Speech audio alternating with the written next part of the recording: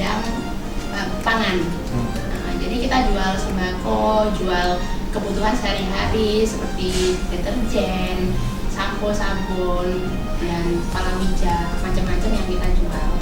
Jadi toko ini berdiri sejak tahun 1995. Itu orang tua saya yang membangun dari nol.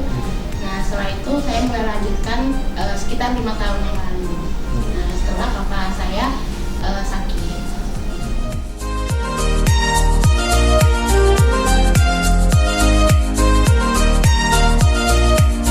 Kalau bapak saya dulu awalnya itu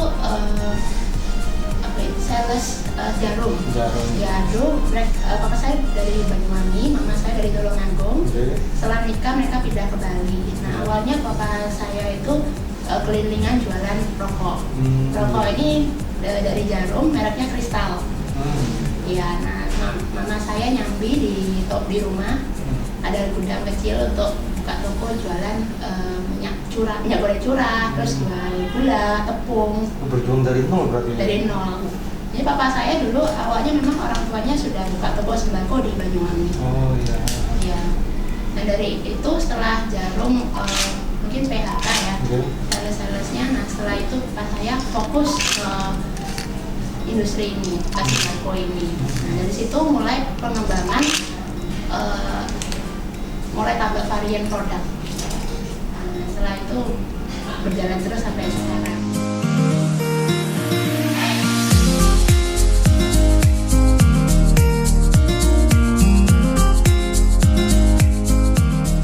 Jadi dari kecil tuh saya sudah diajarin untuk jaga toko. Jadi setelah terlibat langsung berarti ya? Sudah terlibat, tapi ya nggak begitu ngerti beneran isinya apa. Jadi mungkin dari kecil begitu bisa nulis.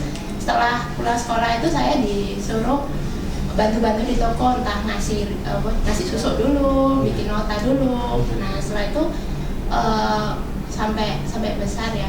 Saya sekolah kan nggak di Bali, saya sekolah di Singapura.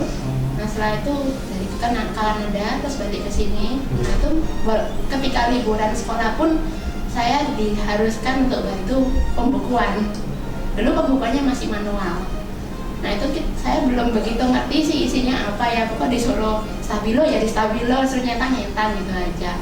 Nah, setelah papa saya sakit ini mau nggak mau kan harus mengerti ya, dipelajarin semua. Dan memang tidak mudah untuk meneruskan ini karena involve banyak orang ya. Banyak orang, kita mesti try and error dari awal gitu. Mengatur, yang paling sulit dalam bidang ini adalah mengatur SDM-nya.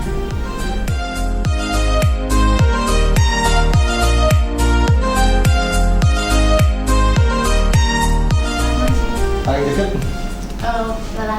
Papa saya. Papa sosok seperti apa, Mbak Ari? Papa saya ini sosok yang dulu mungkin keras dan sangat disiplin. Ketika mendidik anak itu memang ketika kecil itu dia didik keras supaya saya baru tahu makna dari situ. Mungkin dulu ketika dikerasin tuh kita kayak, kenapa sih begini gitu ya, papanya orang lain nggak kayak gini. Nah, ketika di momen ini saya sungguh berterima kasih karena dulu dididik seperti itu mungkin dengan tujuan supaya kedepannya kita bisa mandiri, kita bisa disiplin, kita bisa melakukan segala sesuatu sendiri gitu. Sekitar 150.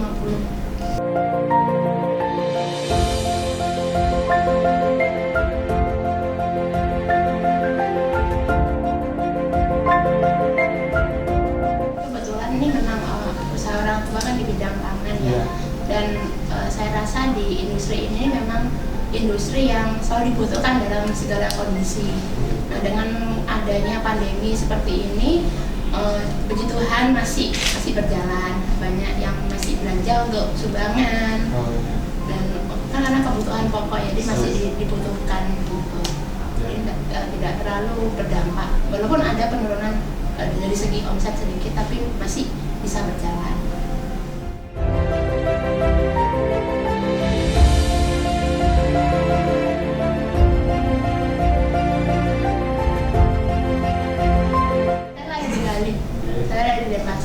Berapa bersaudara? Saya 2 bersaudara, cewek-cewek semuanya. Dan saya paling kecil. Terus saya saya dididik dari dulu untuk mandiri, makanya saya dikirim ke luar supaya bisa segala sesuatu tuh kita diselesaikan sendiri gitu. Nah dari itu ketika papa saya sakit, untuk teruskan usaha ini sudah sekitar 10-20% sudah pernah diajarin papa saya, jadi nggak begitu kagetnya ya udah prepare, udah berpikir sampai sana lah, karena kan dari awal udah memutuskan untuk tidak lanjut sekolah itu karena memikir untuk melanjutkan usaha ini.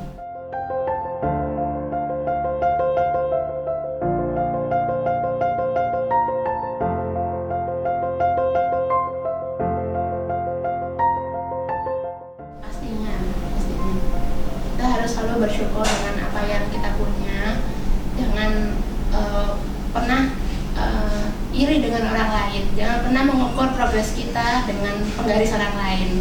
Jadi kita punya progresnya sendiri-sendiri dan kita harus syukuri apa yang sudah kita punya.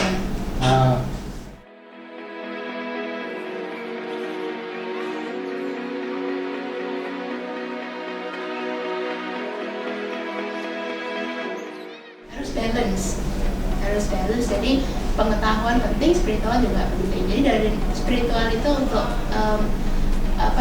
membalance kita punya emotion. Jadi dalam situasi kerja ini kan pasti ada stres, ada momen di mana kita mengalami kesusahan, kita pikirannya buntu ya. Jadi dari situ kita dapat support emosional dari spiritual.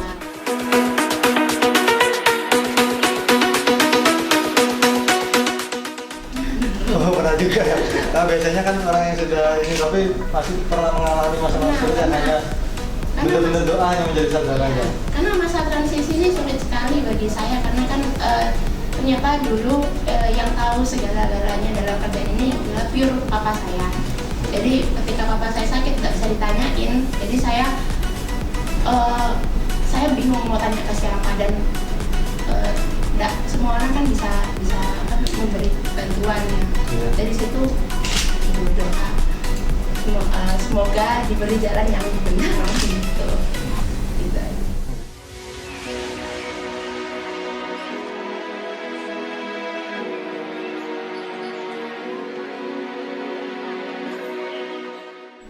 Yang seumuran dengan saya, banyak sih teman saya yang masih dalam zona nyaman, setelah lulus kuliah masih diam aja, nggak tahu mau ngapain ya. Dan kalau pesan saya sih untuk generasi muda ya, dia begitu selesai sekolah SMA atau kuliah itu jangan sia-siakan waktu, harus tingkatkan rasa ingin tahu, cobalah bekerja di perusahaan yang maju. Dari situ kita tarik ilmunya, cari pengalaman sebanyak-banyaknya. Nah setelah mencari pengalaman sebanyak-banyaknya, suatu saat mau bikin usaha sendiri itu sudah ada pengalaman untuk memulainya, jadi sudah tahu what to do-nya gitu. Nah setelah itu juga mesti inovatif karena kan dengan perubahan zaman ya, perubahan zaman ini kita mesti melakukan sesuatu tuh yang sesuai dengan zamannya. Jadi misal kalau kayak dengan usaha seperti saya ini, kalau misalnya ikutin yang cara kerja zaman dulu itu mungkin sudah outdated gitu. Jadi masih terus-terusan tahu misalnya generasi ke depan nih pinginnya seperti apa. Customer sekarang ini senangnya kan mungkin ya good price, good service. Nah itu mesti memutar otak bagaimana caranya untuk update gitu.